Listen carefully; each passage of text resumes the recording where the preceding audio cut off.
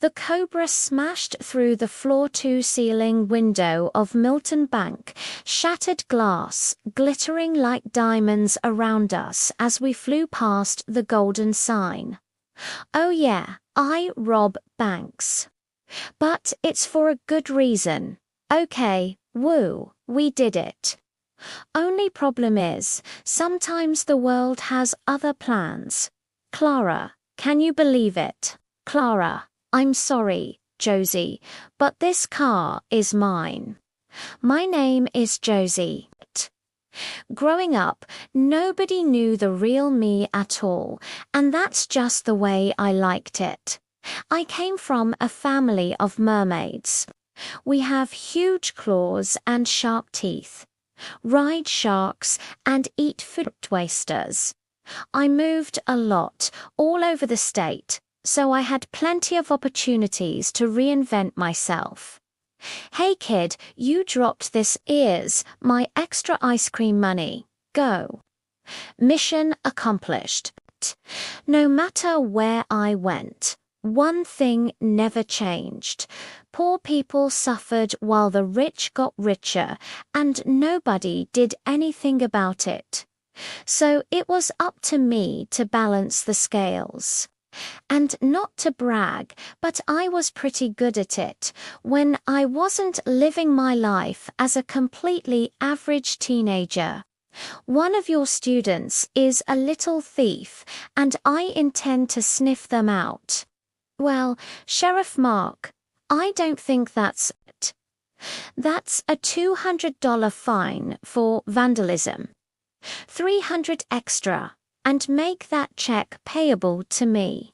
Sheriff Mark, my arch nemesis. Even after all that time moving around, I'd never forget the face of the person who ruined my life. I just couldn't prove it. I didn't mind volunteering. It felt good to help. $50,000. That can't be right. It's a state-of-the-art procedure. We don't have the money. We won't ever have the money. It wasn't fair that money made the world go around, and some people had it while others just didn't. 3,000, Elaine. Come on. It's a nice watch, sweetie, but it'll sit in my case for years. There was no way I could make $50,000 quickly enough to help that little girl unless a vintage car show was happening next week. Sheriff Mark was showing off his latest toy, a 1964 Shelby Cobra. It was so expensive, he'd convinced Milton Bank to let him park it in their vault. Elaine, would you have a buyer for this 50,000? Oh honey, I'd search the globe to find a buyer for that jerk's car. The plan was set. It was going to be the biggest heist I'd ever pulled off by a long shot. And no matter how I crunched the numbers, step one was very clear. Find a partner. I spent the next 8 days on a wild partner hunt marathon. Despite my best efforts and some top-notch disguises, every single candidate flopped spectacularly. But the next day at school, I saw something I'd only ever experienced from the other side. A new girl, Clara, a known criminal. Perfect. I volunteered to show her around campus. This was my chance. As I showed her to her new locker, I offered her the combination. She just smirked and said, "No need," then popped it open herself. The rumors were true. It was time to make my move. After the tour, I caught up with her. I told her I heard about the safety deposit boxes she'd emptied. She thought I was trying to save her soul, but I had a different kind of proposition, a once-in-a-lifetime opportunity. She was skeptical, thinking I was a snitch. But I convinced her I had found my partner. Step 2 was casing the bank. A special sheriff's car would only be there for 3 days, Friday through Sunday. We had to move fast. It turns out people will tell you anything if you just ask the right questions in the right way. We figured our best shot was on Sunday, the last day the car was there. While Clara practiced on an old model of the Volt, I worked out the rest of the details. Having a partner wasn't so bad after all. I was even starting to think of her as a friend. But then disaster struck. It was Thursday, just before the heist weekend, when Sheriff Mark showed up. He cornered Clara, calling her a criminal, a thief, a bad influence. He warned me to stay away from her. Then he grabbed her school ID, saying he could take anything he wanted if he suspected a crime. He leaned in close and whispered about eyeing a new racing engine for his Shelby, saying it had to be fast for the drag race on Saturday. But that meant the car wouldn't even be at the bank on Sunday. Our whole plan was ruined. The next day, we arrived at the car show. Our mission: keep our eyes glued to that Shelby Cobra and make sure it ended up in the vault. I'd never seen so many people in town before. As we watched, Clara turned to me. "Hey Josie, why are you doing this?" We'd gotten so close, but I'd never really shared my reasons. If there was anyone in the world I could trust, though, it was her. I took a deep breath. I only steal from people who deserve it, and I always give the money to people who need it more. There's a little girl who really needs surgery, but her mum can't afford it. My entire cut is going to her. Clara looked down. I feel bad. I was just going to buy myself a nice laptop. I nudged her gently. "Don't feel bad. I'm kind of weird." "No," she said. "You're kind even to complete strangers. That's special."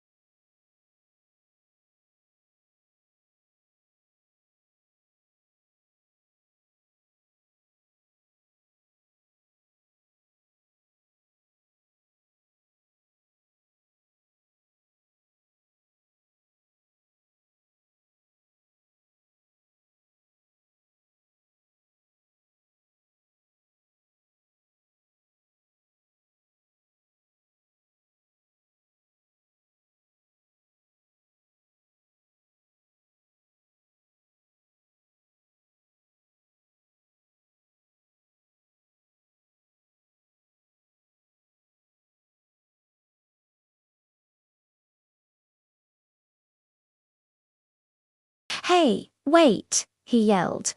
Back at the vault, Clara was working furiously. "We got to go," I urged.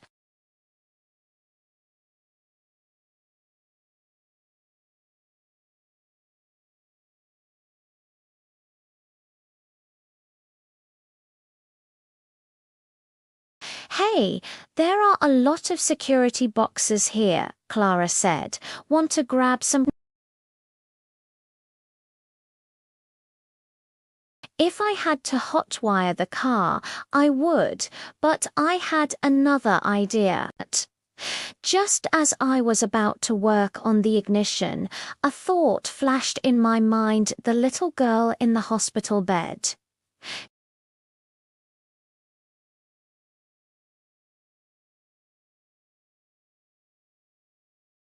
I held on tight as our Shelby Cobra flew over the bank sign and slid into the street, just missing other fancy cars.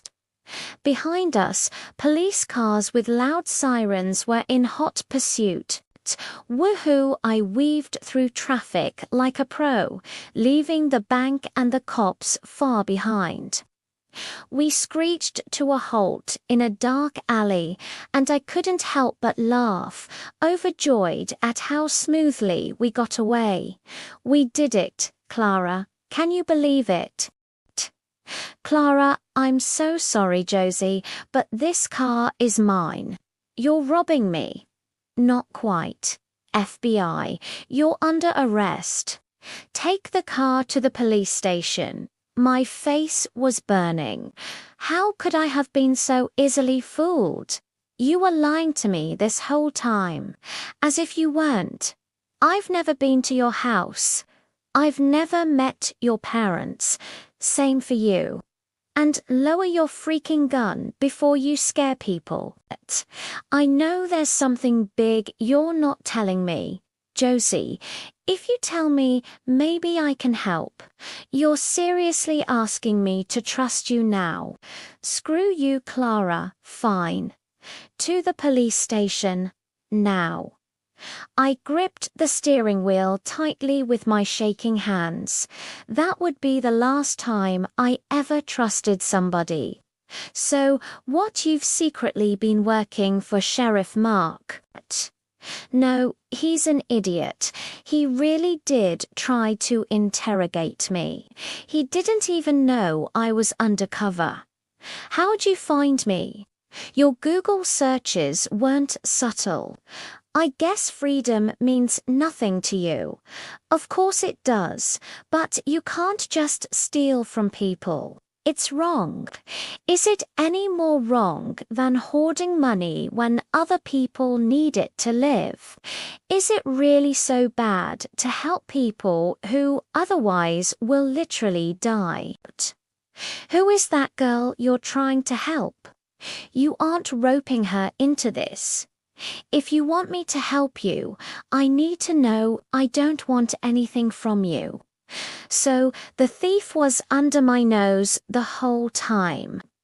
I guess I shouldn't be surprised how you turned out, given your past. If only your parents had been more responsible with their money, you might not have had to go into those mean foster homes. My parents loved me, and you took them away. I knew you were the reason every penny they ever earned went missing. You should have been locked up, not them. Yet they're rotting away, and I got promoted.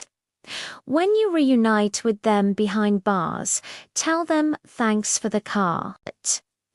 Everything I ever believed. The stuff that all the foster parents, judges, police officers, and counselors said I was making up. It was real, and there was nothing I could do about it. As upset as I was for me, I couldn't help but think about the little girl. What was going to happen to her? I heard everything. I'm sorry, Josie. I got into this because my family lost everything in a robbery. I wanted to stop that from happening to other people. I guess we went about the same thing in different ways, huh? Yeah, I guess so. Her voice was soft, and she seemed genuine.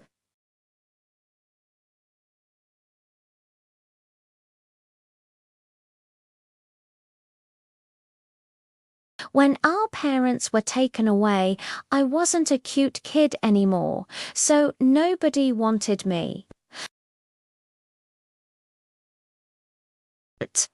My sister Clara and I were separated when we were kids after our parents died. I was sent away, and we never spoke again. But I always kept an eye on her from a distance. One day, I found out she was in the hospital and needed expensive surgery she couldn't afford. Seeing my sister's life on the line, I knew I had to do something. So I did what I do best. I stole. I broke into a high-end mansion, but just as I grabbed the goods, a woman caught me. To my shock, it was Clara. She was an FBI agent now. She was there to arrest the owner, a corrupt sheriff. Turns out he was even worse than I thought. He was the reason our parents died, and he'd covered it all up. Clara told me the sheriff had a stash of dirty money in his evidence locker. We hatched a plan. While she created a distraction, I snuck into the locker room. And there he was, Sheriff Mark, stuffing cash into a bag. I caught him red-handed, broadcasting everything live on the internet. With the evidence out there, he had no choice. I took the cash and his car keys and got out of there. The money was more than enough to pay for Clara's surgery. Seeing her in the hospital bed safe was the best feeling in the world. It was the first time I'd seen her up close in years, and all I wanted to do was hug her. But I knew it wasn't the right time. Later, Clara found me. She'd quit the FBI. Her bosses called the sheriff's corruption a grey area, but to her, it was black and white. She wanted to make a real difference, and so did I. So we made a new plan. I sold the classic car I'd stolen from the sheriff. The money was enough to put both of us through law school. Now, Clara and I have our own law firm. We fight for people who've been hurt by the powerful and corrupt, and we help those who just need a second chance. We may have started on opposite sides of the law, but together we're finally making the difference we always wanted to.